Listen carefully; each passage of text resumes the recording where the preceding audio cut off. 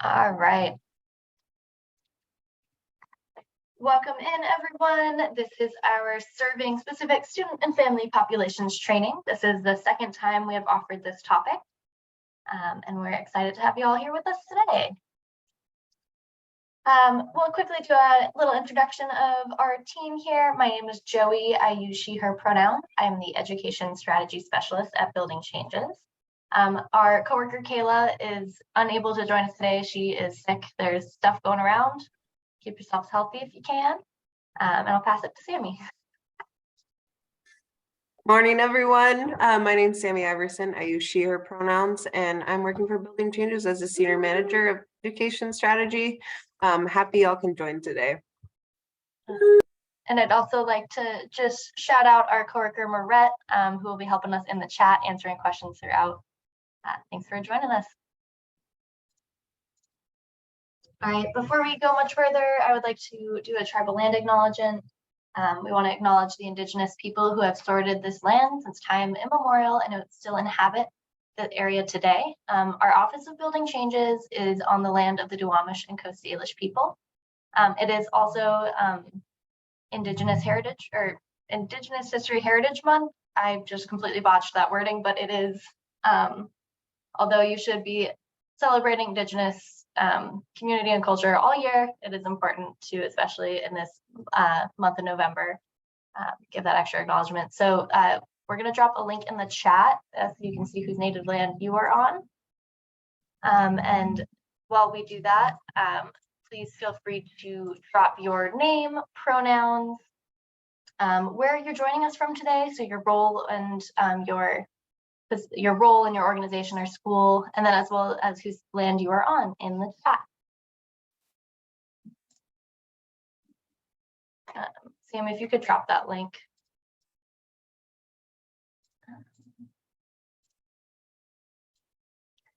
All right, a few little housekeeping things here.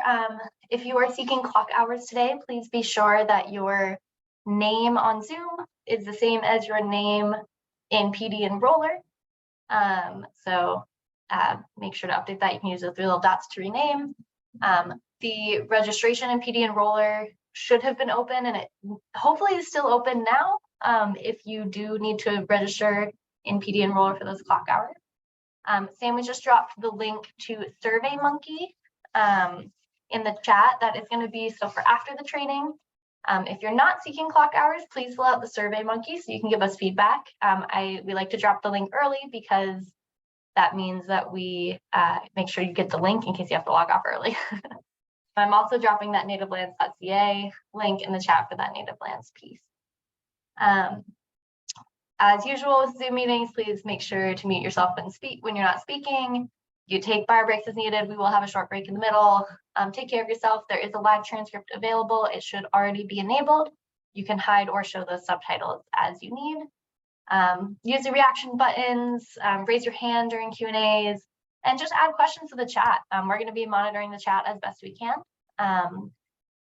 And hopefully we can get to all your questions. And if we can't, we can circle back with you or chat after the meeting.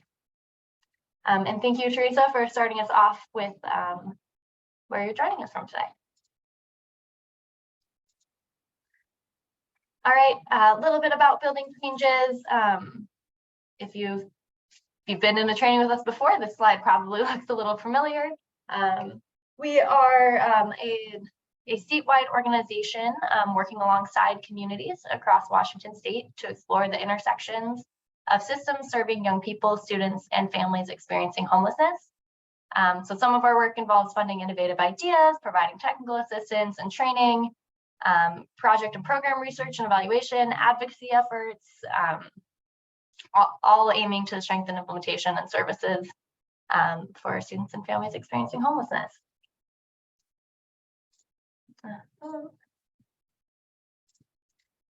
Racial equity is at the center of everything we do here at Building Changes. We bring a targeted universalism approach coined by John A. Powell to our work, which acknowledges equity rather than equality.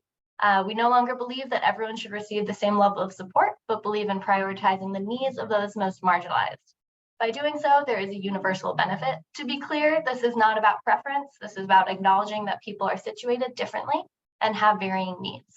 I think it's always important to point out the statistic on this slide saying that 6 out of 10 students experiencing homelessness in Washington State are students of color. This was found through our research in 2018, 2019.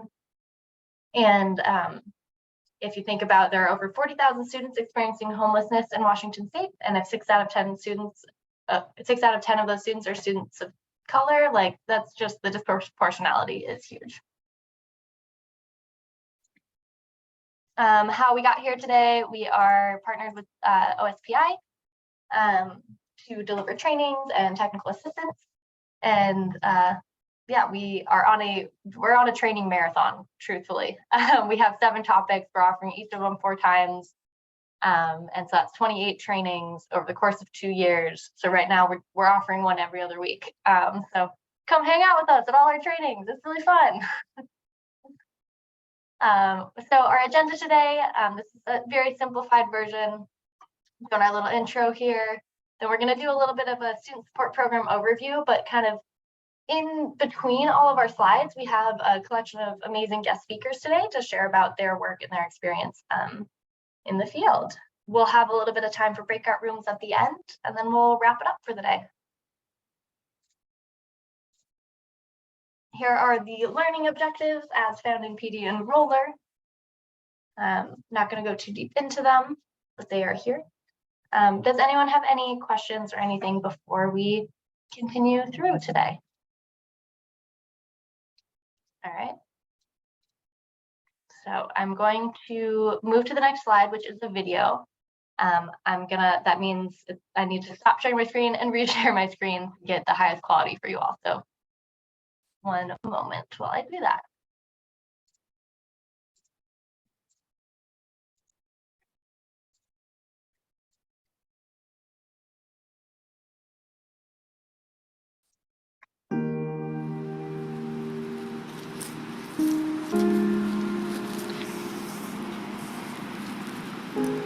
They called us low income. They called us at risk. Always speaking from a deficit, didn't realize that my learned experience was prerequisite to be a leader in this community. How could you ever really know unity if you've never seen the broken? They tried to slam the door shut, but my man Tim held it open. See, they forgot to call us scholars. Forgot to call us knowledge dip sociologists, unapologists, polished with dreams of being our brother's keeper long before it was common in politics. See, we were the seeds that nobody expected to be trees, but we tend to supersede expectations, defy statistics. Never standing complicit, see, leaders aren't just in our titles, it's synonymous with our existence. We were the roses that grew from the concrete, became the garden that grew from the ghetto, became the forest that grew from the forgotten, proceeded without caution, never waited to blossom. See, this is the part of the story where somebody finally saw them. It started in a garage. Humble beginnings in its early stage where teachers who cared worked extended days without extended pay just to see their students walk across that prestigious stage and not holding regular diplomas. No, see, these were degrees for change. They gave us the tools, watered our seeds, never looked surprised at what their investment would bring. A network full of leaders from the Hill to the CD, educated and ready to meet the city's needs. We changed campuses, brought perspectives to private schools, navigated the unspoken rules of colleges that weren't built for us. With stories too unique for the common application, collected determination in a cadre in formation, we made an impact that could only be measured in scientific notation. We became teachers, preachers, scientists, activists, counselors, lawyers, employers, nonprofit founders, and PhDs. But ultimately, when watered, we became trees. A wise person plants seeds so the descendants with no shade. The investment that was made receives returns every day. What started as little ripples has now become waves, and generational trajectories have been completely changed. Now this is community development. And it doesn't start with tall buildings, renovations, or detaining our youth. It starts with homegrown leaders unafraid to speak their truth, able to bear fruit because they're connected with deep roots to a city that raised them and respects what they do. When a community stands together, the mountains become movable. Lights in the collective are too bright to be dimmed. We didn't love our communities because they were beautiful. Our communities are beautiful because we love them. So don't call us anything that starts with a deficit. Call us scholars, call us leaders, call us change, call us trees, and discover what happens when you decide to water a seed.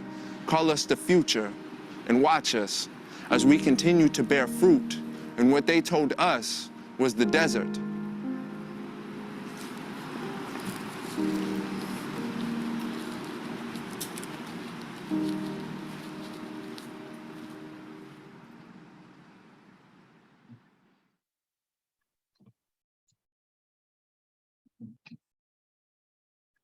All right.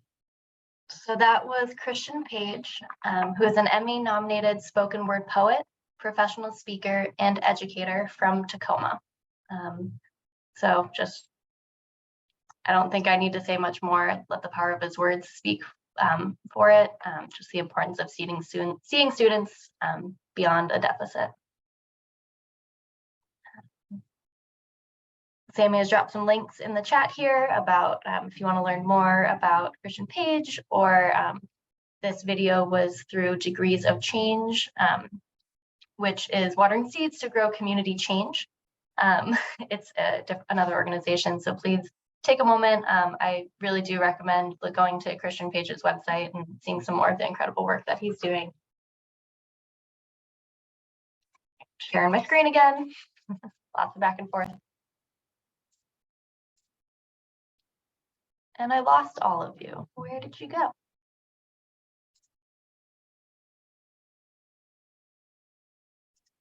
There you are. All right. Sorry. I'm still optimized for video clips. All right. So I'm going to pass it off to Sammy to kind of ground us in our work today. So good morning again, everyone.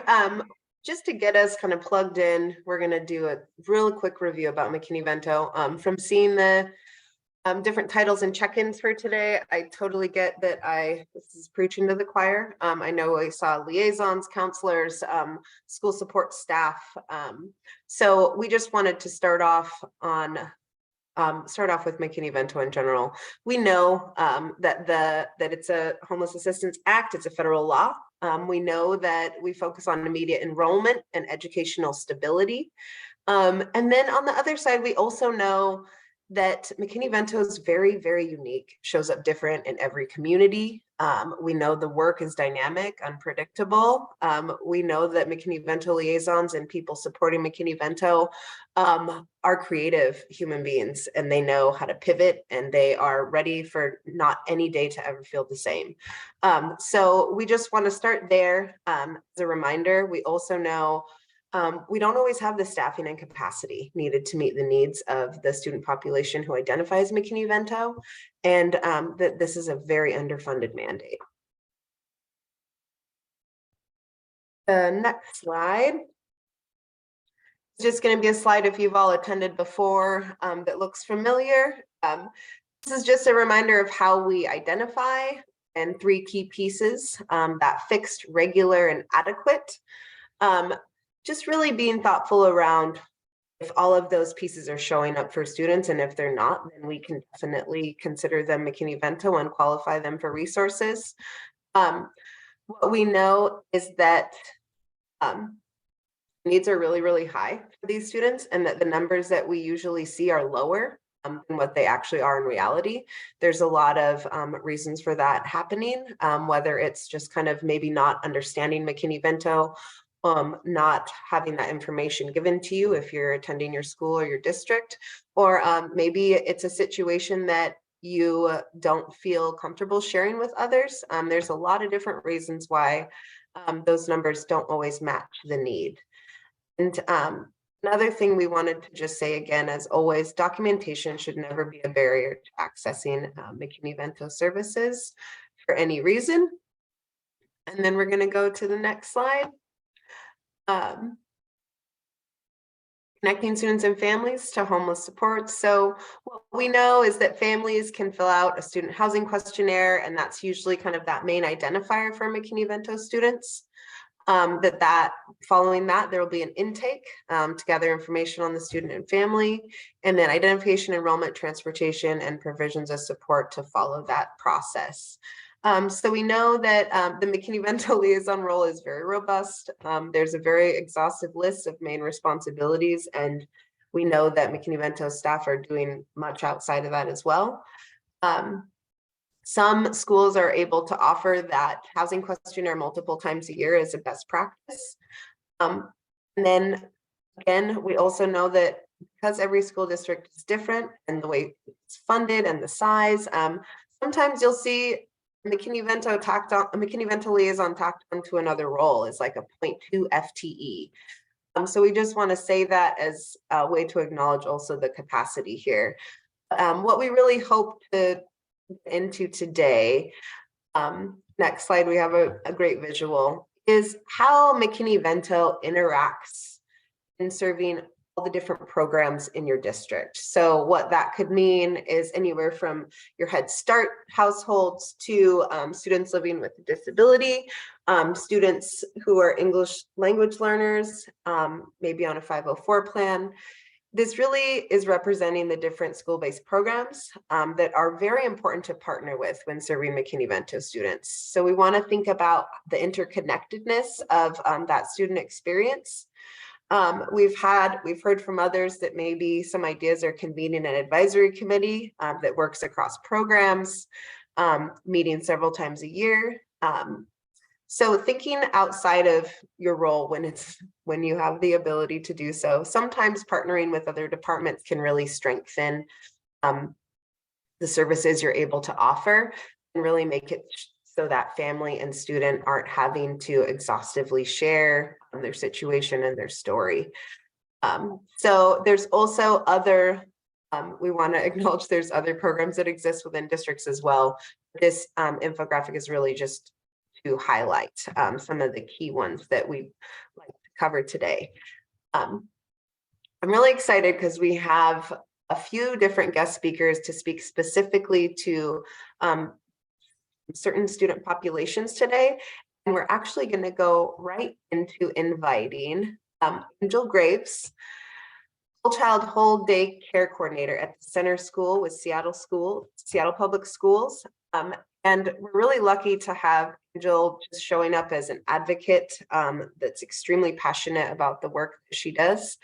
And I have about 3 questions for Angel to respond to.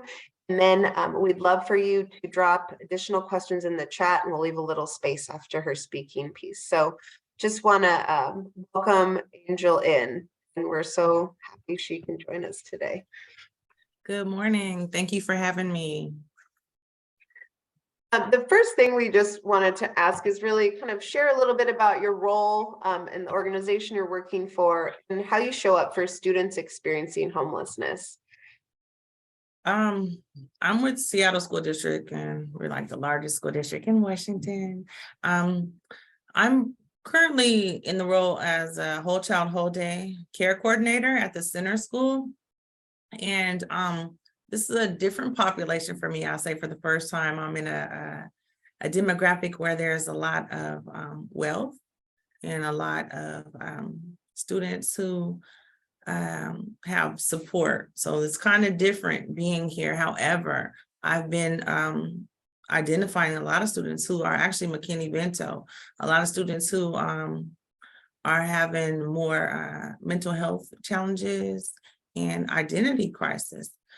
So it's been a little different. And the way that I have been reaching those students is just, starting building the trusting relationships, first of all. And, using the resources that I have within the building with the Right Now Needs funds, and also through the McKinney-Vento program. And whether it's doing tutoring support, just giving gift cards, just basically meeting the kids where they are on an individual level, knowing that there's not one shoe that's going to fit everybody. So I would say just basically starting with the relationship building, letting them know that I'm here, because this is the first time ever that they've had any supporting staff in this building. So it's been good. And I've been working with the families, actually. I'm also the McKinney-Vento building point of contact and the 504 coordinator here. So I'm like totally all in with the students and families. So good. I love how you've given like such a full picture. And then also that doesn't even mean you're not, I'm sure, learning new things all the time, every day. The next question is really, how have you partnered with schools and other student programs, maybe ELL, student clubs, special ed, advocating for inclusionary practice for students experiencing homelessness? Oh, yes, most definitely. I work closely with the administrative staff here. There's only one principal, myself, and a counselor, so we are the administrative staff here. Because I've been with the district for a few years now, I do have a lot of relationships with the different departments within the district. So I do work closely with the SPED department, just making sure the kids' needs are met, looking at the IEPs online. Like I said, I'm modifying 504 plans all the time, but more importantly, the thing that I love about this school is working with the staff and working with the students on self-advocacy. Because the population here has like over 70% of students with either an IEP or a 504 plan. How do you say this? It's like the staff here understand more so that the students all have a need. And so it's easier to do an accommodation across the board versus trying to, do an individualized plan all the time. One of the things that I spoke to the district about was getting more support staff within our district, because we do, and within our school, our district too, but our school, because we have this large population of students with these needs, we don't have the supporting staff here. We literally have like 2 IAs. And so it's trying to find the resources available. One of the things that I have done was I have created a tutoring support group. And so what we do is with those funds, like from McKinney-Vento and the 504, because they do have resources for tutoring, we created like a little club for tutoring support where the staff is being paid to tutor the students. So that's just one way of being, creative of how to support the students with using our own funds here. Another way that I've been connecting with the students is I did create BSU, a Black Student Union here. We don't have many students of color here. However, the ones that are here need to feel welcome and, and like there's a safe environment as well. So just having a place where they can come to and, feel supported in the midst of a community that is, doesn't reflect the diversity. So those are some of the things that I'm doing here. I've only been here for, since the beginning of the school year. So it's a lot of work in progress because it is a totally different demographic than what I'm accustomed to working with.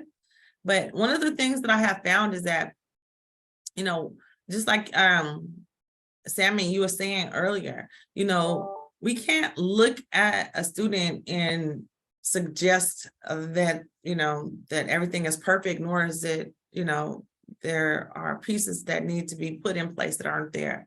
So to just, really just dig in, what I'm saying? And what I always say is meet them where they are, and sometimes that means rolling up my sleeves and just, getting in and trying to create those relationships to be able to remove barriers, because I think that's the hardest part, is to, to create the relationship, to be able to ask those open-ended questions and get information so you can even know how to help.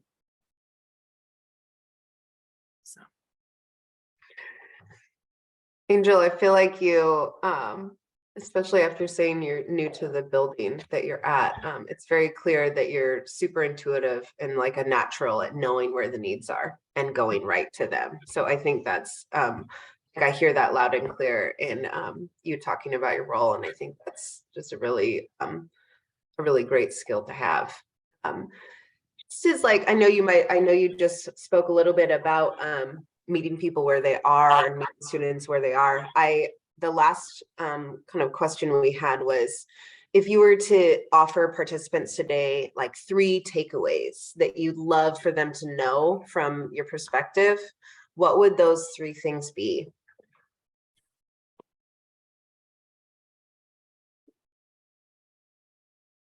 I would say identify your implicit biases first and put those aside. We all have them. So if we can work on us first, and get those things out the way, it opens up the path way more so to work with individual students and families.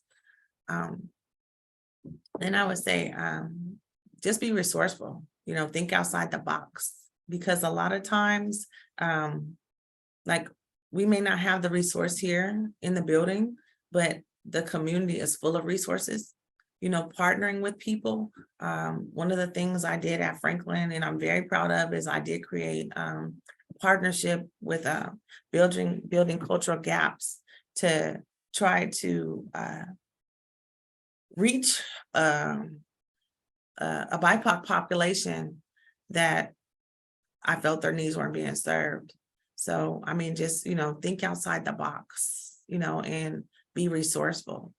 And the third one I would say is be unapologetic in all your efforts. Sometimes we may have to ask for forgiveness later, but go ahead and do it. And, just lead with love.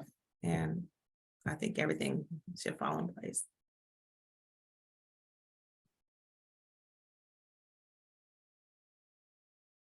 And that's it. Yay. So, are there any more questions? I'm typing your 3 tips in the chat because I just think they're so clear and so important. And I'm so happy you were able to share those with us today. I would love to open up for questions. I see some feedback. Great tips. Loves the idea of collaborating with school-based affinity groups to better identify MV students and build relationships. Seeing some gratitude in the chat.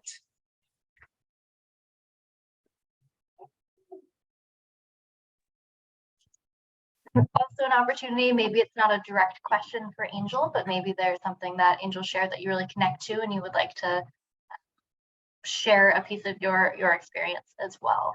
We have time, and I would love to open up the space to have others unmute as well.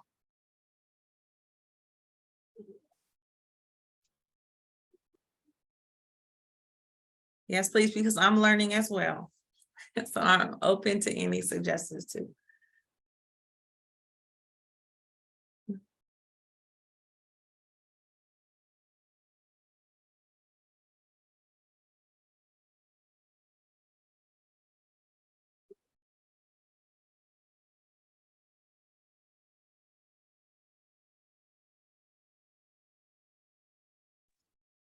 All right, what I'm seeing is folks are just internalizing. Oh, we got a question in the chat, but I will continue my sentence. I'm seeing people are really just taking to heart what you shared there, Angel. I know that I'm really sitting heavy with those 3 pieces of advice. So the question we have here in the chat are, what are some ways that you started making those community relationships? How did you seek them out? Well, one of the first ways is I started going to churches, and honestly, when there started being a lot of like the hate crimes against the Asian community, I went to Pastor Roy, and I was like, I remember he was always there for us. I remember I went to this homeless simulation that he did at his church, and I reached out to him, and I was just like, oh my gosh, what can we do to help you, from the our school to his community. And that opened up like a huge partnership, just the fact that it's an Angel, man, thank you so much for just reaching out. And then just other churches getting resources, like, go to the churches and get like coats and, all these things. Going to like the stores and getting resources so that I can have food in my office, for the kids. And so it's just getting out in the community, like bridging cultural gaps. I mean, like, when communities are there, they're always willing to come in, and not even for a cost. I mean, if we share the same vision, you know, people are willing to come and support. I mean, it's just amazing. And just, you know, they say what they say, closed mouth doesn't get fed, right? And so if you don't go seeking support, I mean, it's not going to be there. People are more than willing. I mean, because this is a community, right? The schools are community and people want to help. People really want to help. So, I mean, just getting out there, you know, and it's good. Yeah, I'll get out the office sometimes if you can and get into the community. I mean, let them know what the needs are, because if we don't let them know, then they don't know. So, yeah. And I mean, you know, as I said, think outside the box. You know, you have to be unique, you know, and even in your ask, you know, I mean, it was amazing because with the BIPOC community, I was able to get elders to come into the building because I'm like, I don't know how to reach this population of people, you know, and what can I do differently? I need to reach them. So, yeah, we have to just like, you know, think outside the box, totally. So that's what I did. That's what I do. And I recommend everybody does it. Network. You know, it is so funny, you guys, because I remember one day I was out and I was talking to this group of people and I'm like, our district has a deficit of like all this money. And they was like, well, Angel, what do you need? You know, we can do a fundraiser. We can do all these things. But I mean, honestly, people are willing to support the education process.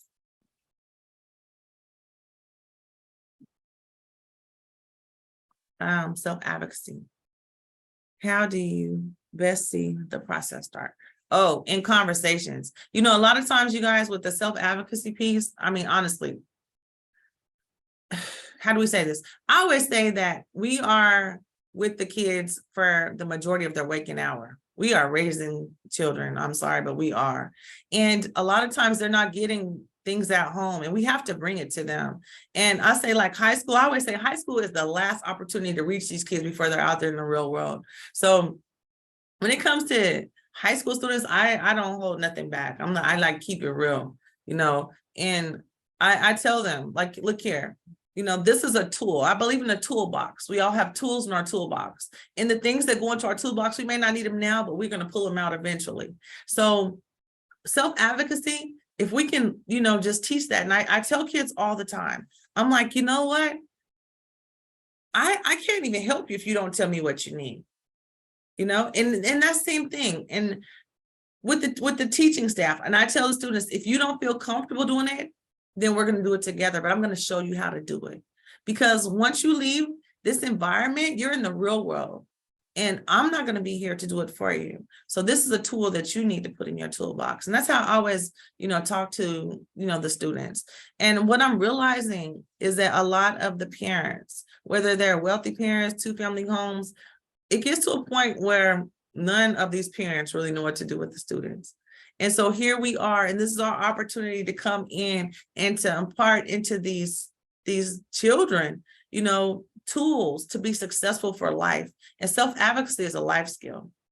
So it's just opening up, having this real conversation, this heart-to-heart conversation, and just letting them know, honey, this is what you need to do, you know, and trust me, it works. And so once they do it a couple of times and they're like, yes, then they feel more comfortable and confident.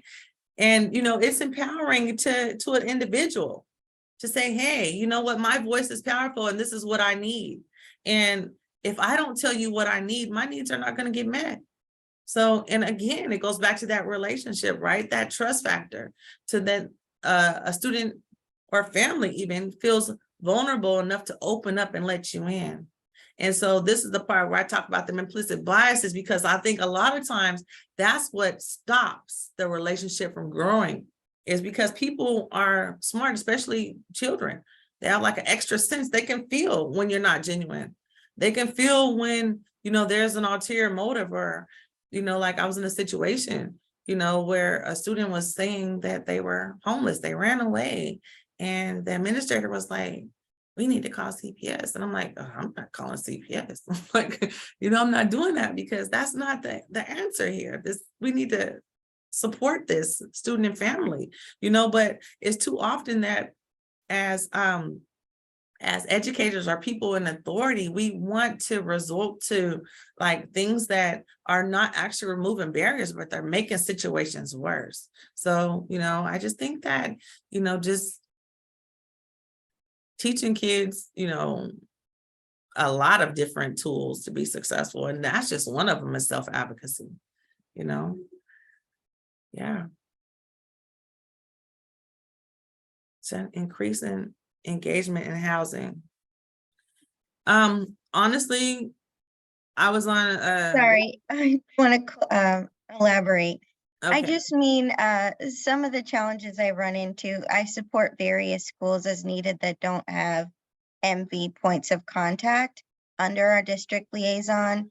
And so getting the schools more engaged with the program and, hey, this is what we offer, so that, like the example you gave, administrators aren't fast tracking to let's call CPS and things like that. Is there any tips or tricks that you have to kind of get them more involved in the MV program? I regularly send out emails and try to collaborate in meetings, but sometimes folks can be really centered in their scope of support for students, and I'm just trying to bridge that gap better. These meetings like we're in right now, this education process is highly important. Professional developments, I mean, don't be afraid to do a professional development, to a school staff. I've done it numerous times and it's okay. They need to hear it. And a lot of times, when you're real with people, when you tell them, things, they don't want to hear it at first, but it's the truth. Because they're thinking it's supposed to be this way, but it's not that way. That's not how it is anymore. So I would say do professional developments within your building, or, encourage the training pieces, because there's a lot of trainings, and I do appreciate, this training. I worked with Marette before, with McKinney-Vento, and we went to the schools and did a lot of trainings. I mean, it has to be done. The training is essential. So, I mean, everybody needs to get into it, and sometimes we have to be that person to give it, to do the training. And it's crazy because OSPI has made it to where all the schools are supposed to have a McKinney-Vento building point of contact. So if that's not happening, I mean, then that's kind of out of compliance, I think. So, yeah. Well, they do. It's me. But it can be multiple schools, and depending on if they have a point that leaves, then I'm kind of filling in till they have that situated. But yeah, I report to our district liaison, Michelle Starkey. And so I'm trying to, help her out because she's handling a lot of other things within the program, and then foster care and Title I stuff. So I really appreciate your advice, because I'm new to the school environment, not new to housing stability, and sometimes busting in there and saying, hey, we need this engagement, we need you on board, isn't always a easy conversation, but I will encourage folks to attend these trainings as well. So, But what, throw the laws in there as well, because oh yeah, that's throw the laws in there, because that's the truth. And I always tell people, look, this McKinney-Vento thing is supersedes state and local laws. This is federal. So, throw them laws in there. They need to adhere to it. I just wanted to add what Angel said, having regional trainings is really important in understanding the communities that the schools are serving. Seattle is very large and has a very different social and economic background. And so when we're in certain communities, we acknowledge buzzwords and their political climate and how they're feeling. And so thinking about Renton, you're going to have similarities. You're going to have, some of the hills where they have a high need population, they already acknowledge their resources, right? It's just not enough resources for the demand. But you have McKinney-Vento in a lot of the schools and they're hiding, right? People don't know how to identify them. They're worried about being identified. I'm just thinking about Risden, right? McKnight, some of the population where it's easy to hide amongst populations, and asking for just the basic educational needs is really hard. So bringing in a community partner might be important. Understanding the importance of confidentiality in some of the schools where I had North Seattle, which a lot of people are like, there's no homelessness in North Seattle. And it's like, oh, we have to actually educate them on, it's not about literal homeless, the definitions of doubled up living, mobile home living, high mobility, couch surfing. Like we have to unpack that with communities who aren't familiar with that, because their assumption is homeless just means they're outside on the street. And that's not always the case. And sometimes it can get political because they want to know, where are the domestic violence shelters in my community? Where are the homeless shelters in our community? And a lot of that is also confidential. A lot of people didn't know in North Seattle, we have a lot of confidential domestic violence shelters. And it's not up to us to tell them where they are, nor do we need to tell schools that these confidential addresses stays at the central office. So it's really difficult to even bring your school colleagues on board when there's such a confidential and vulnerable population you're serving, but educating them on school safety. And that's why it's not because you're not trying to be a collaborator, but understanding there is a reason why, these shelters are confidential, and that you work with your central office to make sure they're confidential and you can't share that information to anyone. So Savannah, we can work with you if you want to reach out. We're very familiar with the community that you serve. There's a lot of great organizations, there's RISP, Health Point, all the collectives in that work. But it's really, like Angel said, like we would come together in our different regions and provide training specifically for that community. And it's not going to be it's not going to be the same every time. What we did in West Seattle was very different from South Seattle. What we did for North Seattle was definitely different for some of the other regions. So really adapting to that change. I know it's a lot of work, but it's once you get that foundation going, then it's kind of easy to string that process along. And I also just want to give kudos to Angel. Angel is very relatable, very like a wealth of knowledge, has so much information, and a jack of all trades. So you could put her anywhere and she just knows how to navigate the space. And so I was very fortunate to be able to work alongside her in having families and people around the region. There was times where I would actually ask Angel to come with me, and then she'd collaborate and ask me to come with her if it was a population that she felt that I may assist on her. So knowing that we're just lifelong learners and not assuming that we know it all and that's the end of all, it's like, no, like going out to our church communities and going out into our peers and our Head Start peers and things like that, and trying to navigate that together. So thank you, Angel, for the work that you do. You've been doing, she said a few years, she's been doing it for a while, you guys. Don't let her fool you. She might be blending in with some of the students there, but she's a wealth of knowledge. So tap into that, into Angel if you need that too, and just create that networking space. Yeah, most definitely. And thank you guys for allowing me to be in this space. Yeah. Thank you so much, Angel. Thank you, everyone, for that beautiful conversation. I'm gonna continue in our slides here once I hit share screen again. Told you it'd be a lot of back and forth on the sharing screen today. So we're gonna run through a couple of different. The way these slides are set up are pretty text heavy, and I recognize that. It's a little hard to look at. The idea is we're going to kind of pinpoint a couple of important pieces on them, as well as they will be shared later so you can reference back to them. The goal with these slides is to show kind of like what the school program is and kind of crosswalk it with McKinney-Vento, like role as a McKinney-Vento liaison, right? So this first slide here, we have Head Start and ECAP. So that's our early childhood education and assistance program. So Head Start is funded by federal government for children ages 3 and 4. Some locations, this also includes some support for perinatal or pregnant women and children birth age to 3, right? So key pieces, so Head Start family service staff can work closely with the McKinney-Vento liaison and homeless service and housing partners to promote collaboration and stability. And the Head Start programs are administered by your local education agencies and are considered preschools under the McKinney-Vento Act. So therefore are subject to some of the requirements of the Act as well. The question usually comes up, it's like, well, do preschools count under McKinney-Vento? And it's like, yes, not all preschools, the federally funded ones, ECAP, Head Start. It's kind of the way to think about it. And how this shows up is that these programs must prioritize children experiencing homelessness for enrollment.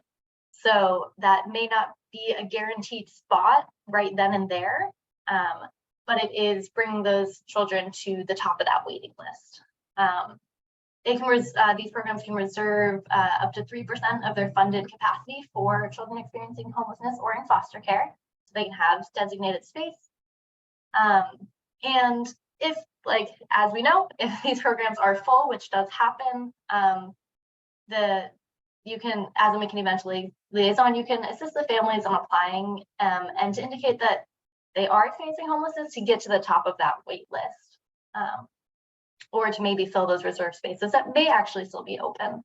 But really that key communication piece of being sure that their situation is recognized by the Head Start staff so they can get that prioritization is important. Special education. So special education is specially designed instruction that addresses the unique needs of a student eligible to receive special education services, right? This comes in the form of IEPs, 504 plans, which we'll go into a little bit more about the 504 plan in the next slide. But part of this, the immediate enrollment of students under McKinney-Vento is they also are able to have their IEP 504 plan. It's important to have those follow them as well to their new schools. So if a school registrar thinks of a student may be homeless and have an IEP, they should contact the liaison or a special ed coordinator to just make sure that the administrators can follow up and get that student's record to arrange for appropriate services, right? Like, you know, you have a student, they've got an IEP plan, they've moved from another place, and now they're not getting their accommodations. That's not helpful for the student, right? So we need to make sure that that is following them. So as a best practice, as a McKinney-Vento liaison, or make sure that liaisons are included in those IEP MTSS meetings, right? You can participate in these meetings, send a designee, help the parent participate by providing transportation, right? Sometimes the barrier is a parent can't make it to the IEP meeting. If that family's McKinney-Vento, McKinney-Vento can support in that transportation, right? So lots of different things here, but it's just important to remember that this is all based in making sure that our students, or that all students, are receiving educational services comparable to those provided to all students according to their needs. And that's the base of this here. So there is also a way to review LEA data on homeless children and youth with disabilities. So that's something that can go on an annual basis to just kind of make sure you understand the needs of your school. There is a cross-issue brief crosswalk between the IDEA Act and McKinney-Vento that we're going to drop in the chat. That is a really helpful tool as well. And so 504, like we mentioned, is different than IEP.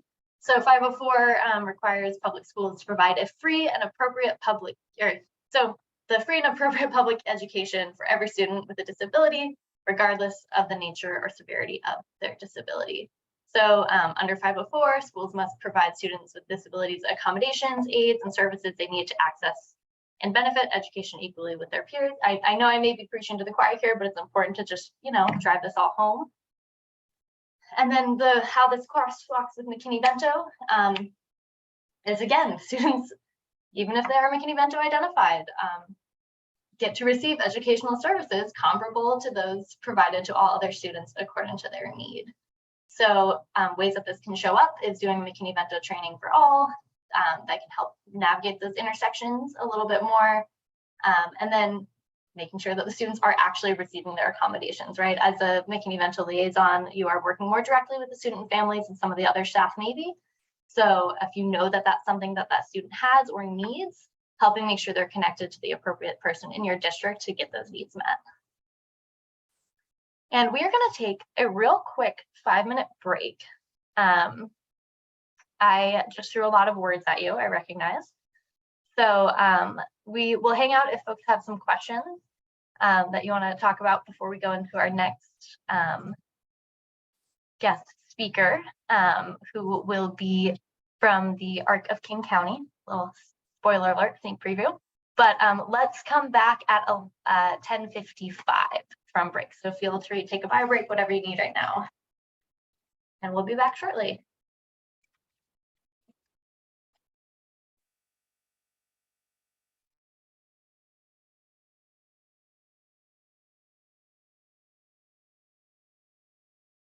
Resume the recording.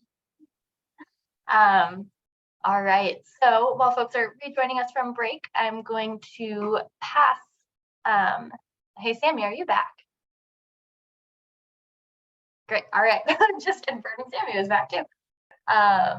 Thank you, Anna, for letting us know. And if your camera's not working, no worries. I like seeing people's faces, so I always prompt to do so as much as I can.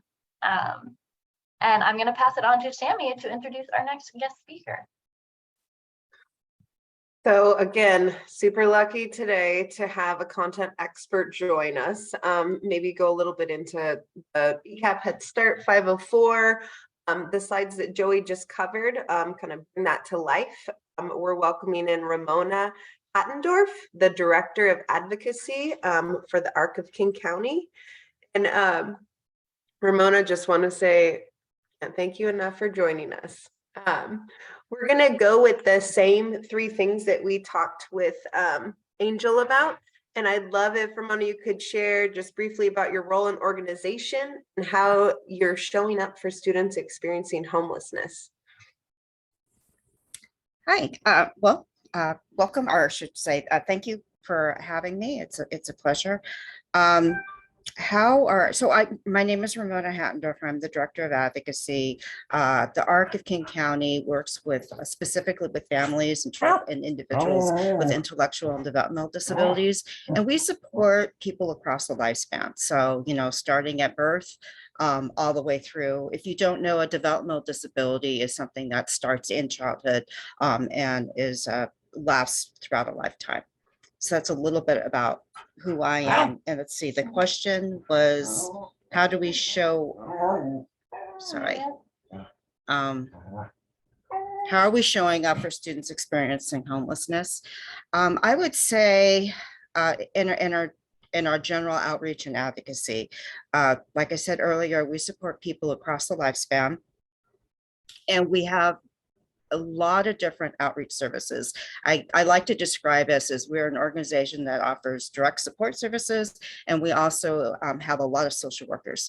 So we have housing stability specialists on staff. We have people who can help with special education services on staff. So we have individuals who can connect with families. We don't offer formal like legal advocacy supports, but we do have people who I would say walk with, like, first of all, they help them understand what their options are, what their rights are, and they walk with them navigating services. And then what I do is a lot of legislative work, a lot of policy work, where we're connecting to make sure that the systems in place are inclusive. And that involves everything from just meeting with people to we have cohort leadership institutes that can go for months or weeks. We have one-off workshops, and we actually do a lot of work on social media to raise awareness and share resources. Thank you so much for sharing all that, and it's really exciting to hear like the range of work that the ARC of King County is doing, especially with the advocacy piece and the policy legislative piece. I think we all know that is always working with and sometimes against us, and it gives me a lot of faith and hope that you all are focused on that for students both living with disabilities and students experiencing homelessness. The other kind of next question, Ramona, is really how have you partnered with schools or other student programs advocating for inclusionary practices for the student population you're serving? So I would say our work really is directly with the community. At the school level, I work more at the state level with OSBI. And then partner with groups like the different special education PTSAs, with either training or programs, or we do a lot. I do a lot of awareness around Section 504 and Americans with Disability Act Title II. One example of how we partner, if you guys don't know, there's a gentleman named Dr. Ross Green. He was the author of The Explosive Child. He does a lot of work with problem solving as a way to promote behavior support. So rather than something like ABA or something that really tries to control behavior, is you really help children process through what they're experiencing and solve problems. This is on the behaviors communication. So an example of how we work is the Seattle Special Education PTSA is bringing Ross Green in for an event, and we are sponsoring that. And we're helping marketing that. We will participate. We'll run a Q&A with Ross Green around that. That's the kind of work that we do most typically. Though our individual support people will work directly with families. And we also have something called an IEP parent partnership, where we train people so they can mentor other families through the IEP process. That is such a great resource. I recall being a liaison or doing housing support in my past, and that IEP process was so intimidating. Yeah. Just for families, for students, even for me as a caseworker at the time, I was like, whoa. Yeah. I think also, I'd just like to add here, there is a huge power imbalance between schools and families. And I think that's one of the reasons why we focus on directly supporting the families and making sure that the information, I mean, it's great that schools are now are becoming more aware of the information they need to share, but families can't be dependent on what schools decide they are not going to share with families. It's very, very important for families to be able to access that information independently. And the kind of work we do directly with families helps counter that inherent power imbalance families have with school systems. I think that's really important to bring up in this conversation. Absolutely, couldn't agree more. And it's also just really wonderful to know that that specific support is available to households and for students. I know that, today, as our training is really focused on students experiencing homelessness, we can only imagine how many barriers are already in place. So the last thing we need is that power imbalance in the way of not allowing students to access the resources they need. So Ramona, we've gonna ask for questions in the chat. We haven't seen any come through yet. The last one we had was hoping that you could share 3 takeaways that you'd love for our participants today to know in best serving students experiencing homelessness and or living with a disability. It is so hard to narrow this down to 3. I put a link in. I actually created a resource. Before doing this, I consulted with our staff on what their recommendations were, and they had many. So I created it's just a Word file, and I put a link to that in the chat box, and that goes into all the details. But I think what I really want to focus on is civil rights law, inclusion, and effective support. So I would say for under the civil rights law, it sounds like you mentioned it before, but you should understand, everyone should understand that Section 504 and the Rehabilitation Act, Section 504 of the Rehabilitation Act of 1973, that applies not just in a school setting, that applies across everything. So a shelter system, in any agency that is getting, or any private entity that is getting federal funds, it could even be a small grant. If they're getting federal funds, they have to comply with Section 504. And ADA, it stands for the Americans with Disability Act, and there's different sections of ADA. Title II says that local and state government cannot discriminate on the basis of disability. And both these laws, they have these concepts that really are the foundation for inclusion. And those are equal access, And this one is incredibly important, equal opportunity to benefit. So the program has to work for people with disabilities. And there's also the Section 504 really entails this sense of integrated support. So between the integrated support and the equal access plus equal opportunity to benefit, that lays the foundation for inclusion. And inclusion isn't just putting all kinds of kids together. Inclusion is really designing those systems and those places and those programs and that curriculum to be accessible to the maximum number of people. You want everyone to feel a sense of belonging and membership. And that's really foundational. I mean, there are specific services that kids with who are experiencing housing instability will need, but one of the most foundational ones is that they have a safe environment in the home. If they're in a shelter system, when they're at school, they need that inclusive, safe environment. It's critical for learning. It's critical for social and emotional development. And there's a legal foundation for it that a lot of people don't seem to be aware of. So I would say number one is that there's actually a legal basis for inclusion. If you're in a situation where you are expecting diverse students to adapt to what you're doing, you're probably not being inclusive, and you probably aren't really necessarily compliant with Section 504 or ADA Title II.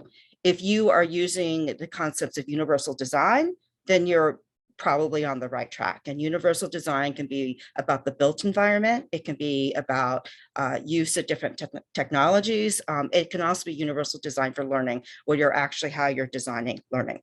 And I want to carry on to that, especially with students with disability, just understand that they are probably experiencing a lot of dysregulation. Anybody who's going through trauma, it's going to affect their executive functioning. That is going to really compound if you have something like, say you have a condition like autism or ADHD. So you probably have a lot of kids where in a certain situation, if they were stable, they would be able to manage and negotiate to a certain extent, but they're probably in some sort of a continual spectrum of dysregulation. And you're going to see that, which is another reason why we really need to have safe schools that are designed for kids who might be dysregulated, whether it's because of disability, housing instability, or something else. So that's number one. The next one I wanted to talk about was, shoot, I lost my list here.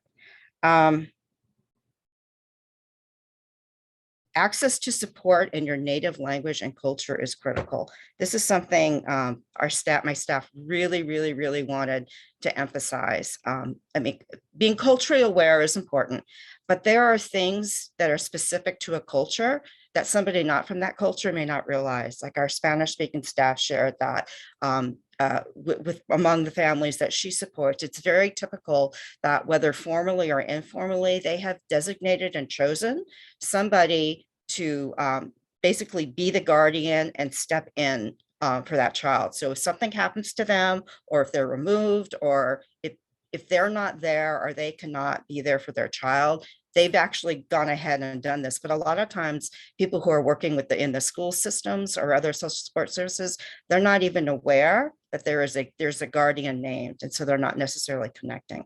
So cultural appropriateness is just incredibly important. I have such a long list. Yeah, I would say behavior support, understanding inclusion, and cultural appropriateness. I'm going to stop there.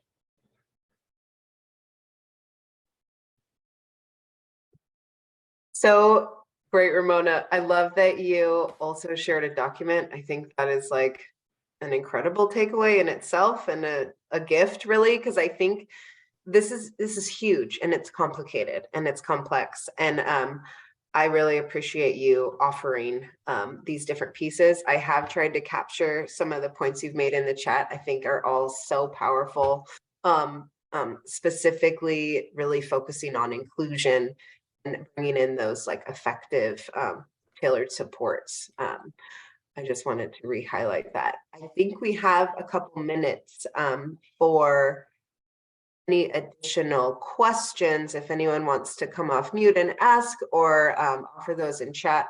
Ramona, I also just saw you spark up like there was something else that came into your mind.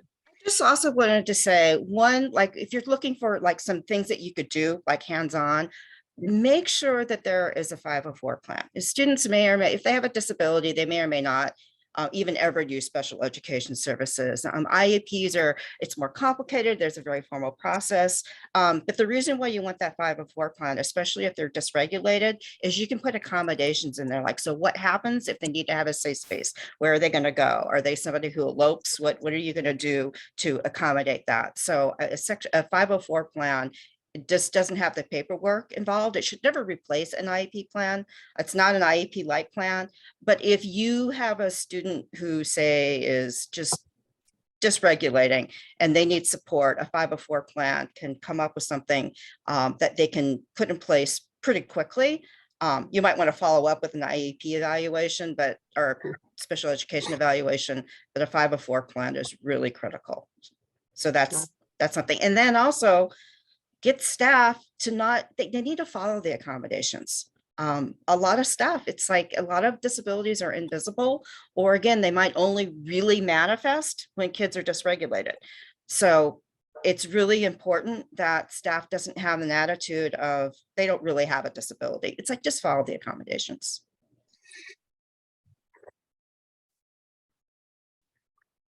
Looks like we have two questions. We have one in chat from Beth, and then we have a hand from Marette. I'm gonna do a just super quick time check here because I want to make sure that we have time to answer questions as well as get to all of our presenters. Some of our presenters are on short windows between classes. So I would love for some of these questions to be answered.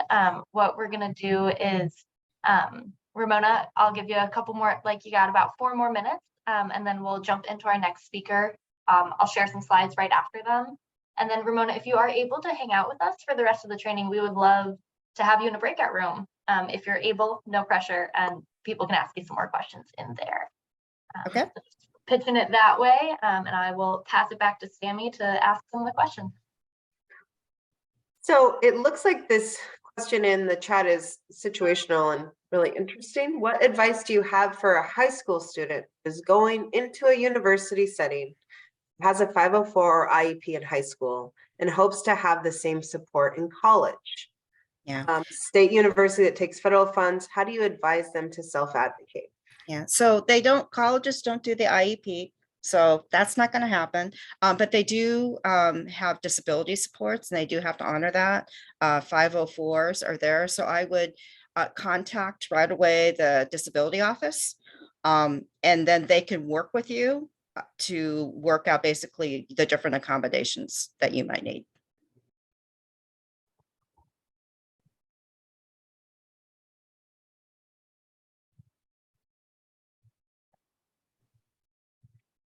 I'm hoping that Beth, we're feeling good about that answer.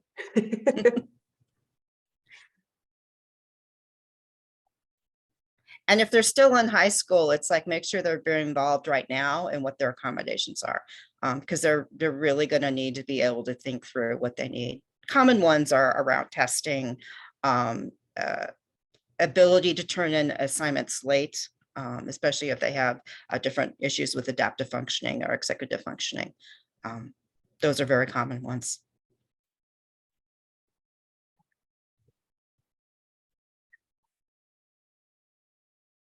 And someone else offered advice too, to make sure they have a recent enough evaluation. Yeah, I have found in my personal experience, I have found this is where therapists are awesome, because they can help you work with it. They can help the individual identify what some of their needs might be, and they can actually help them draft desired accommodation plans.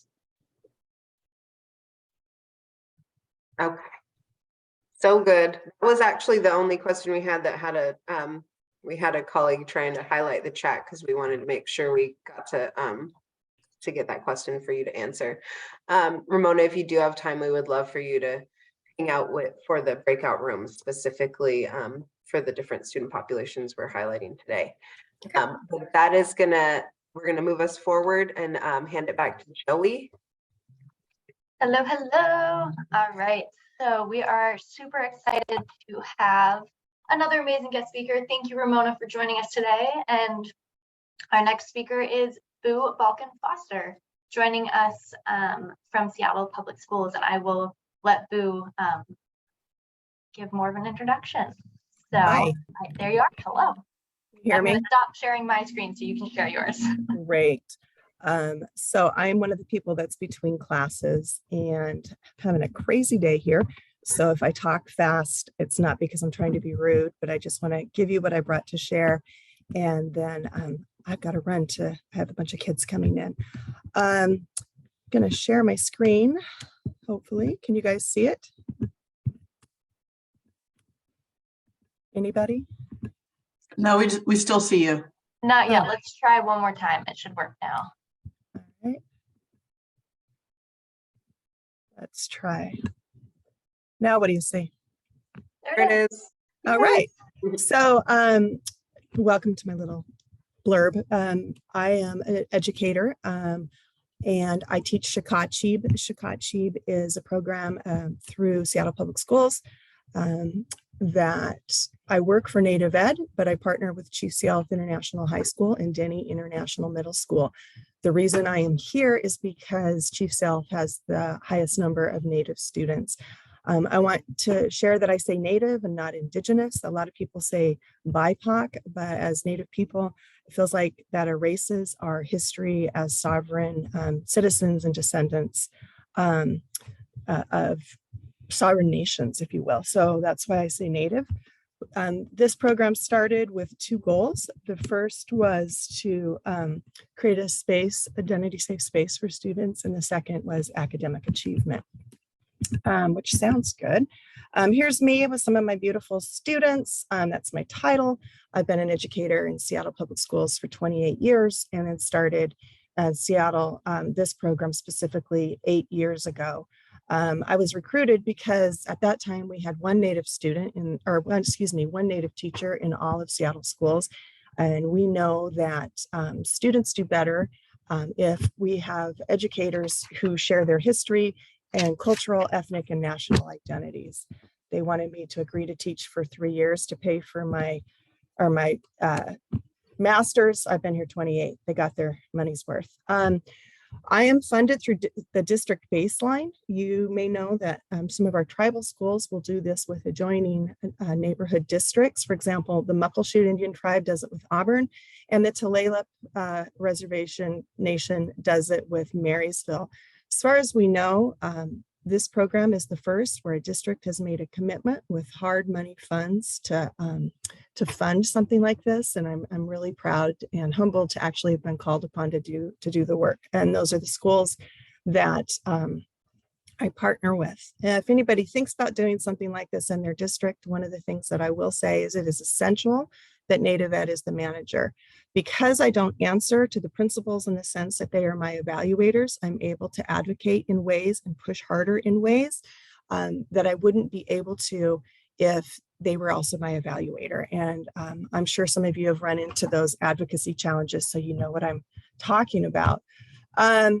So the name Shakachib is a Southern Lachute seed word. It means raising of hands. If any of you are familiar with Coast Salish peoples or canoe journeys, you'll see people raise hands to say hello, good morning, thank you. But it essentially means that I hold you in the highest esteem. And because this hadn't been done before, I use that as a metaphor to guide my work. So I'm asked to be on all types of committees. I'm asked to be in all types of groups. And if it doesn't specifically raise my students up, I don't do it.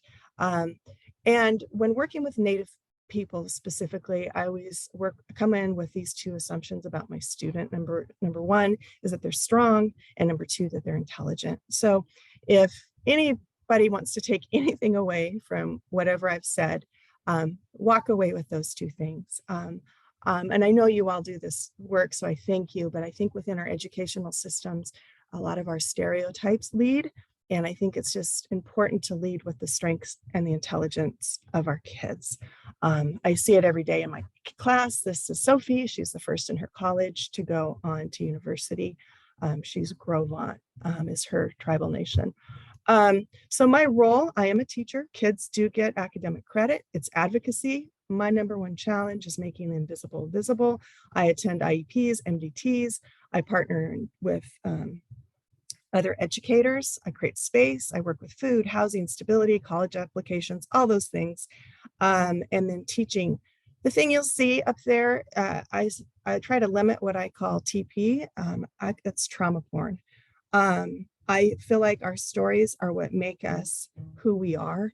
And I'll just share with you because it's my story. My daughter was assaulted on Thursday. She's 12. And I can't tell you how many educators have come up to me in my building. What happened? What happened? People that I've never even had more than a 3-minute conversation with in 8 years of teaching. Now all of a sudden want to know my child's story.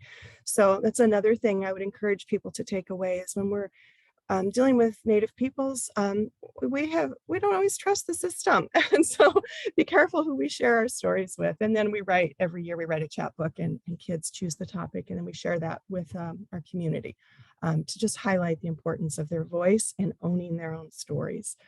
This is how I start every day with my kids. You may recognize the thing on the left. That was originally taken from the Marines, only the fist is on the bottom. We've decided to native this up. This poster you'll see here hangs in my classroom. I forget the name of the author, apologize for that, but this was designed during the occupation at Standing Rock. Oh, sorry. Okay, and this hangs in my classroom, and I remind students that not only are they strong and intelligent, but we are resilient. And we check in, and then kids actually every day say their name, say their tribal affiliation, and then they share how they are doing on this in this scale. And we have the fist at the top because it's ready to fight for what's right and take on the world and support each other. This does a couple things. It builds community. We create a space where through time, it takes a lot of time, students are sharing where they're at each day. Sometimes they don't want to talk and sometimes they do. And then this allows me to kind of know automatically who I need to go back and check in with. If someone's having, they're a 1 or a 2, I don't do it right there in the middle of class, but I know I need to circle back around and see what's going on so I can address their needs immediately. And I partner very closely with our social worker here at school. And then I used to partner with Kayla when she was our McKinney-Vento specialist here at our site. That's how I got the pleasure of talking to you as she asked me to do this. And frankly, I'm sure you're all lovely. Normally, I don't like to talk to adults. I'm all about kids, but Kayla is so great. When she asked me to do this, I said, of course I would. And if any of this is helpful, then that's a bonus for our people. The next thing, I want to share the results of just creating space for our Native learners. These are the words of our students. The first one was a young man. He graduated a couple of years ago. And when he was graduating, he came up to me and he gave me a big hug. And he said, Miss Boo, I wouldn't be here if it wasn't for you. I said, of course you would. You're super, super smart. You're bright. You could have done it. And he paused and he waited until I caught his eye. And he said, no, Miss Boo, I wouldn't be here. And it hit me and it reminded me that sometimes the space that we create, whether we're creating things in our classrooms or in our offices or, a moment in the hall, sometimes those moments are the most impactful and safe places that any of our youth ever inhabit. And I guess that's another thing is I would just encourage you to remember that I know this work that we all do is kind of bananas. Let's be real, especially now, it can be kind of nutty, but those moments, I hold those as sacred moments and holy work. That's my words. And I think if we're going to do holy work, we have to do it carefully. And this is the other comments that you can see. You guys can read. I won't read them to you. But for those of you that are into data, I'm not a big data person. I'm more into story. But our Native graduation rates went from 20% over 70%. Actually, this is an old slide. It's probably over 80% now here at the school. And that happened within the course of a year.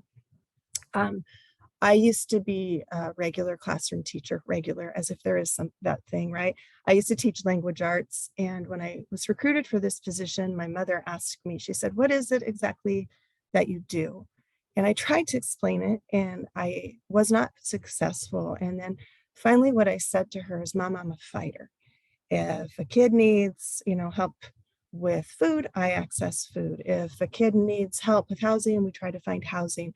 But what is super nice about this is my students receive academic credit for this class. It's an academic credit class. When they first were going to put it here, they called it a support class.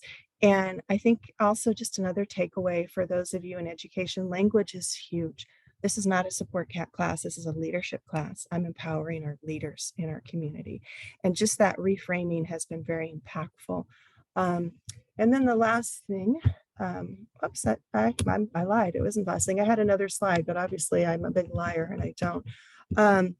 Is my 3 takeaways beyond what the ones that I just said. And let's see if I can, for some reason, I can't see you guys again. Sorry, you're going to just have to listen to me. I don't know. You're seeing a black screen. Oh, there we go. The thing is, like, so much, the woman that I heard talking was talking about sharing with 506 forms. 506 forms are, or not 506, 504 forms are super helpful because it gives us some teeth. A lot of times, I don't think as school districts, we always follow through. So that friendly reminder to people and that accountability is huge. The other thing I will share with you is all Native students in this nation are eligible for Native services. It's a federal thing. Just a little piece of info. If any of you have ever geeked out and read treaties, every single treaty that I've ever read mentions education. I think that speaks to the wisdom of our ancestors. And by federal law, they are entitled to access to an appropriate education. Now, people have ideas about what that is. Each of your school districts should have a Title VI. They might call it a manager, they might call it a coordinator, they might call it Native Ed or Indian Ed services. But I think it's important to know that you can reach out to those people. It's Title VI. Also, the other thing I would recommend is never ask a kid if they are Native unless you've established that relationship. I mean, of course, we can bridge that, if you will, in very careful ways. I've had students told that they could not take my class because they're not Native, and yet they are citizens of their tribal nations. And that just speaks to the stereotypes that exist in this country. We don't all look the same. Kids may present as white, they may present as Black, they may present as Asian. And Native America, we are not a monolithic group. And the other thing, and I say this with love in my heart, is patience when dealing with all of our Native kids. The educational system, systems in general have not been our friends. So why would we warm up to people quickly? So thank you for doing the work with our kids. I know I've been talking already for 9 minutes and I was told I had 10, but if anybody has any quick questions for me, I can stay for a few minutes. But the takeaways, I guess, are 504s, make sure they're there. A vast majority of Native kids have IEPs for a variety of reasons, access case managers, and then reach out to their Native Ed folks for additional support.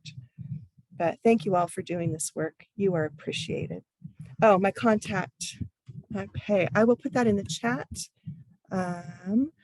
Actually, it looks like I'm only, no, everyone, here we go.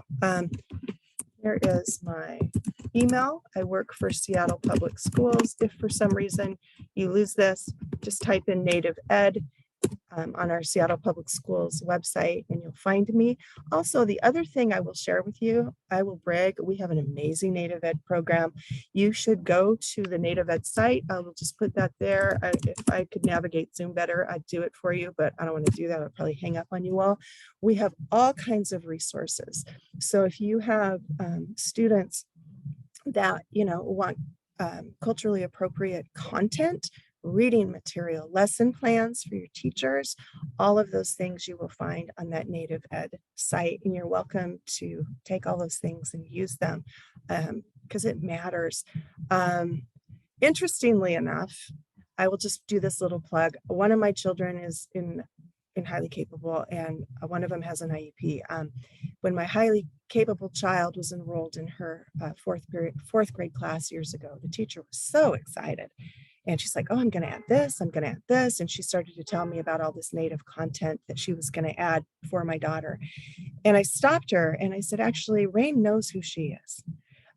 I want those other kids to know who Native people are. So for you educators listening, Native content, I would argue many times, is more important for non-Native kids, to remind people that we're still here. And that circles back around to my constant battle and focus and joy, and that is making the invisible visible with Native peoples. But I don't know if you have time, but I can stay for a couple minutes if anybody has a specific question. And again, I apologize for talking so fast.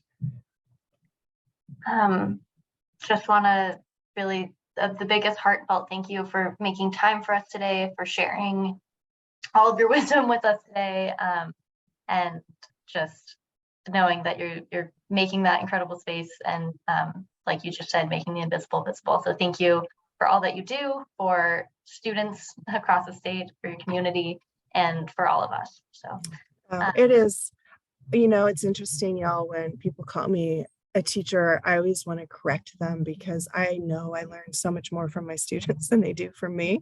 And, when random people at the grocery store, or when I go to events with my spouse, they'll say, oh, God bless you. I'm not going to lie. I just kind of want to slap them because, they're all of our kids. But thank you all for advocating for all of our children, especially now. I've been doing this a minute and I've seen a shift with our youth and the need, and creating those safe spaces is so essential. Kayla knows a student I worked with years ago who lived in the park near here. And every day we would meet before school and we'd roll her bed out in my room, and nobody ever touched her stuff. It was like this space became a safe space. Her things would dry out and then she'd have a dry bedroll when she left for the day. And I don't think we need classrooms to do that. I mean, I hope we all have them, but it might be your office. It might be that conversation on the phone. So anyway, thank you. I have to run. There's my email. Reach out anytime. And Marette, I see your face. Makes me happy. All right. Bye, you guys. thank you so much. Thank you. All right, I'm gonna share a few quick slides, and then we will introduce our next and last guest speaker. And after that, we'll break into some short breakout rooms and call it a day. So I'm gonna hit share screen again. All right, so another program that we are excited and feel was very important to highlight today is the Career and Technical Education Program, CTE. So this is promoting and supporting locally based middle and high school programs to provide 21st century academic and technical skills for all students. It's the importance of collaboration between CTE programs and homeless education programs at the state and local level is key to addressing common barriers for learners experiencing homelessness. So important things to know about our CTE programs: students can earn credit and income through work-based learning, right? So this can be really key for our students experiencing homelessness, to be able to earn money and credit at the same time and get that career training. That can be extremely powerful. As McKinney-Vento liaisons, helping ensure that students can enroll, attend classes, and fully participate in school activities, this includes CTE, right? So knowing that also if a student is identified as McKinney-Vento, this can also serve as a way to waive fees for CTE programs, different fines or barriers that may be inhibiting them from joining a CTE program, as well as deadlines. So if there is a reason that a deadline for a CTE program was missed, that is, and the student is McKinney-Vento, you can actually get into conversation with that CTE program and move past that deadline barrier so the student can be enrolled in the program. There's a bunch of links that I think Sammy's going to drop to learn more about this. English language learners, I'm sorry that I feel like I have to rush through a few of these slides, but I want to make sure we have time for our guest speakers today. So the English language learner ELL program is for students who are unable to communicate fluently or learn effectively in English. Oftentimes, these are students who come from non-English speaking homes and backgrounds, and they typically may require specialized or modified instruction in both English language and their academic courses. It's really important to remember that ELL learner or English language learners, it's a very diverse population of students who are learning English in school. They come from many, many different cultural and economic backgrounds, you know, harkening back to what Angel shared about check your biases, check your implicit biases. This is another important place to make sure you're checking those yourself. Really important, McKinney-Vento, and you know, helping with that immediate enrollment for these families or sometimes students may be new to the area, getting through enrollment, language barriers, all of that. Maybe there's no documentation. Helping them ensure that they can enroll in school and immediately is important. Again, it's important to contact and communicate with English language learner and migrant families in their native language when necessary. There are resources available for translation services. There are state funding and laws put in place that schools are supposed to give families access to information in their native language, right? So just being sure that your McKinney-Vento services are also hitting that language access as well. There's a few more links for that as well that Sammy just dropped in the chat.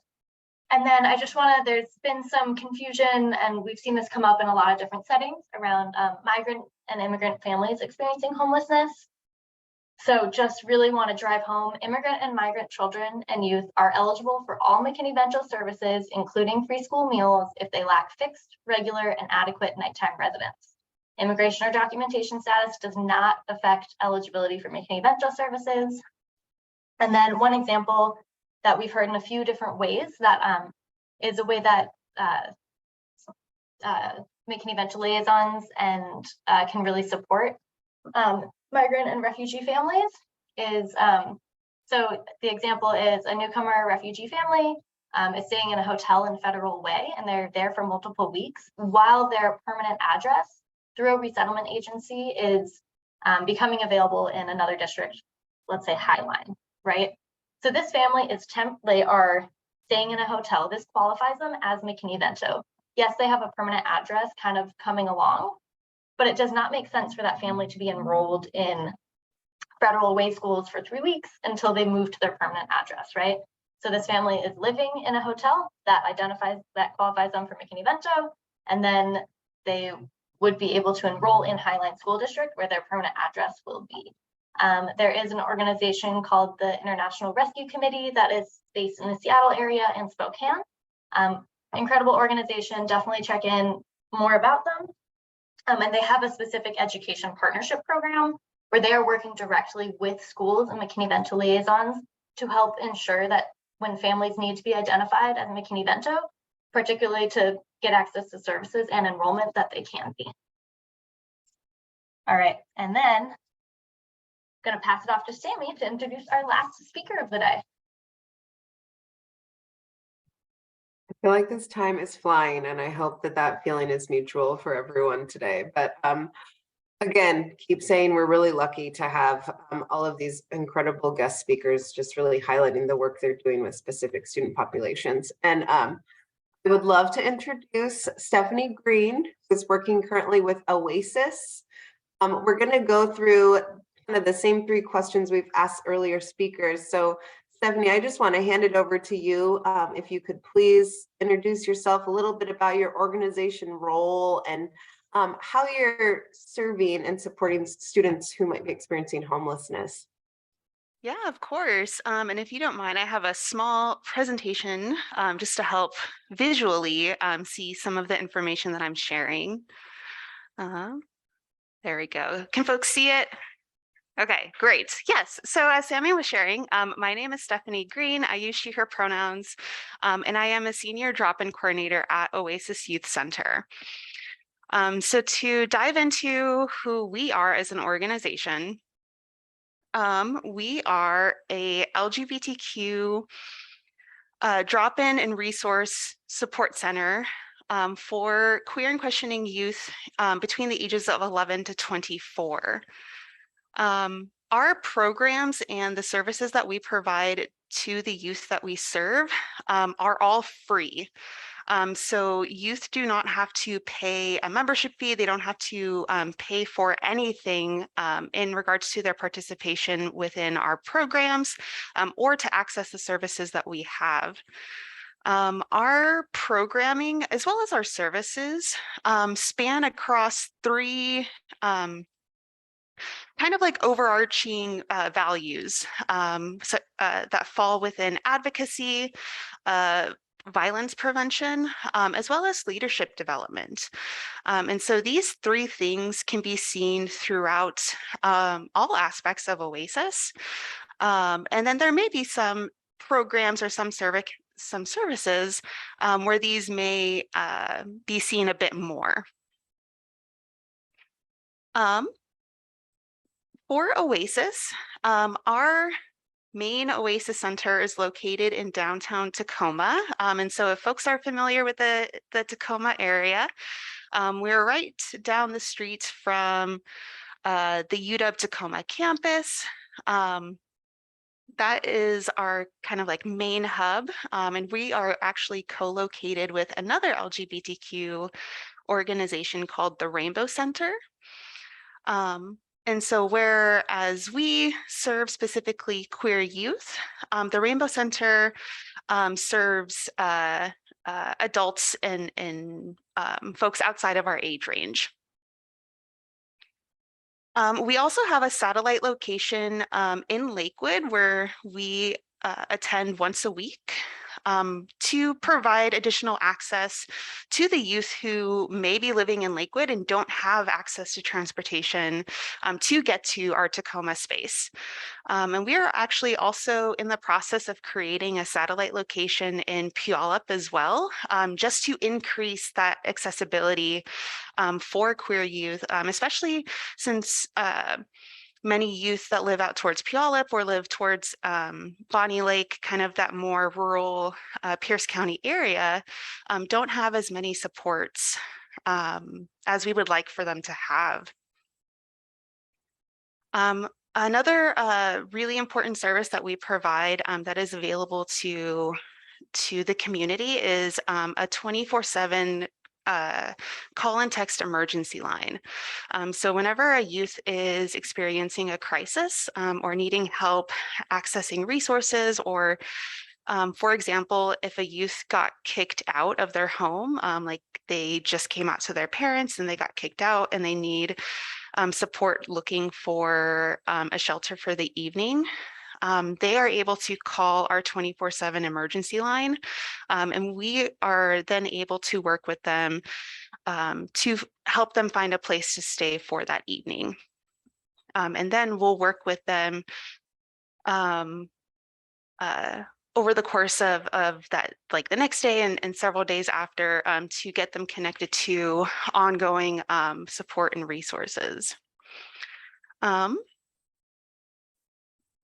Let's see.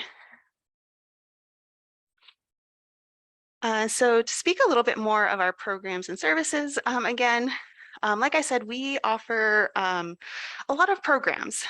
We offer programming 6 days a week, and each day is dedicated to a different program. We also have events throughout the year that are specifically for our youth members. And again, all of our programs and services are free for the youth that we serve. Also at OASIS, we really value peer and adult support. We are most definitely a by and for organization. And so all of the OASIS staff members identify as LGBTQ. That just also goes to show the youth that we serve that there are supportive adults in their life, especially supportive adults in their lives that look and are just like them. So they can feel hope and have that momentum to thrive in their life, even if they don't have support in other aspects of their lives. Each of the staff also specialize in various aspects of the organization.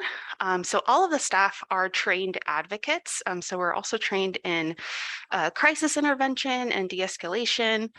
But we also all specialize in different programs. And so, for example, I am the staff lead for our middle school program called Project 13. And I also manage our mental health voucher program, which connects our youth members to LGBTQ competent therapists for free. So we, Oasis, will pay for therapy sessions for youth. We also provide gender affirming resources to our youth members. And so if a youth is experiencing gender dysphoria and is in need of a chest finder, for example, we are able to purchase that item for them. And they do not have to pay us back or anything like that. It is our gift to them because it just helps to validate their experiences and provide additional support to them. We are also able to provide emergency financial assistance to our youth members. So we can provide them gift cards, or we can help purchase food for them, like if they have no food in their home. If they need access to a laptop or a tech device, we're able to provide that to them. I usually tell folks, specifically the youth that we work with, if they are ever looking for a specific need or resource, they can reach out to us. And if it's something that we can connect them to, we will do so ASAP. And then if we aren't able to, like if they're looking for something such as like a housing referral or education support, we may not have the tools for those at our hands, but what's great about being a community organization is that we can connect our youth members to those additional community support organizations and resources. And then we're also able to provide bus tickets for our youth members as well.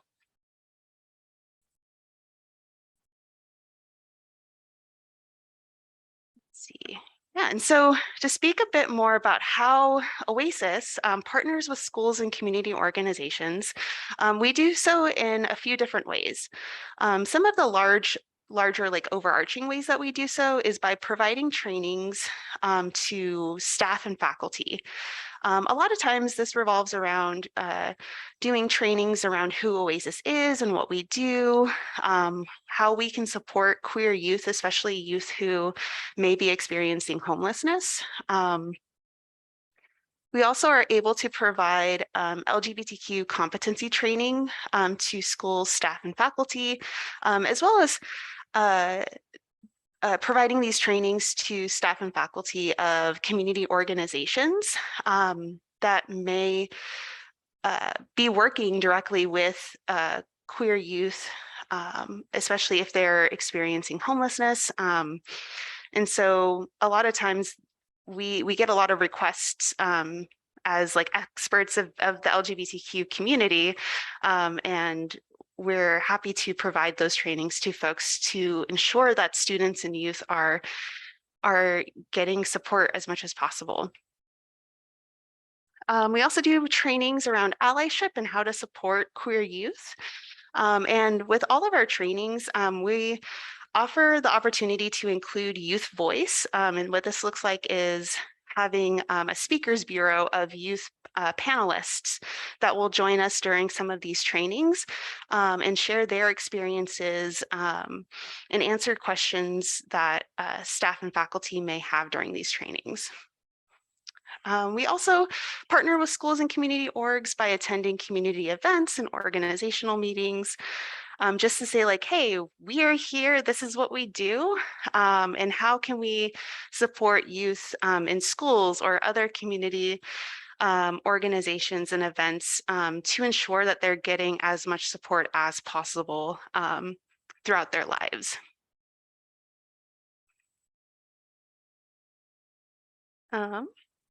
And then lastly, my last few takeaways. So What can you do to help? When working with queer youth, especially queer youth who may be experiencing homelessness, be a safe, patient, and understanding and supportive adult. So take time to listen and validate their experiences and what they have to share with you. Also, take time to create a physically, mentally, emotionally safe space for youth. Queer youth don't have a lot of support in their lives. They may not have supportive families. They may not have supportive school systems. And so if you are able to create a safe space for youth, whether that's in your office space or within your work specifically, if a youth knows that they have at least one supportive adult in their life, that just gives them even more momentum to thrive and try and continue on with their lives. And then lastly, be an active ally. And so in doing that, that ties back into being a safe and patient, supportive adult, creating a safe space, but also taking time to learn about the LGBTQ community and about the students and youth that you're working with, as well as supporting and advocating for them. And one way that that can look like is by sharing info about Oasis or the Rainbow Center or any other local LGBTQ centers that may be in your area. So I know I just spoke pretty quickly, but if folks have any questions or are looking more for ways to get connected or for more information about Oasis, feel free to check out our website. You are also able to reach out to our main Oasis email or our main office phone. Stephanie, that was amazing and so helpful and really, really clear and great the way you've put it together and laid it out for us. We are running up a little bit on time. I would love, Stephanie, if you're able to hang out for a little bit longer and jump into one of our breakout rooms specific to student population. I'm gonna hand it over to Joey. We won't get questions yet from the whole group, but hope to capture some in breakout because we have about 9 minutes left. But thank you so much. And back to you, Joey. Thank you, Stephanie. Thank you, everyone. So what I'm going to do now is I'm going to open our breakout rooms. They are going to be, we have 4 breakout rooms that you can self-select into. We've got General McKinney-Vento, students with disabilities, LGBTQI+ students, and Native education. Please join whichever room or topic you would like to discuss further with other folks in the space today. Guiding questions for those spaces are what prompted you to join the group? What further questions do you have? Do you have any advice? Do you have anything you want to share with this other folks about working with the student population? Whatever it may be. We're going to be in those rooms for 7 minutes. Then we will return to this main room. We'll do a quick wrap up and we'll send you on your way. So I'm going to hit open. You'll be able to hit join on the room. And if you are unable to self-select your room, please chat me and I will try and select you.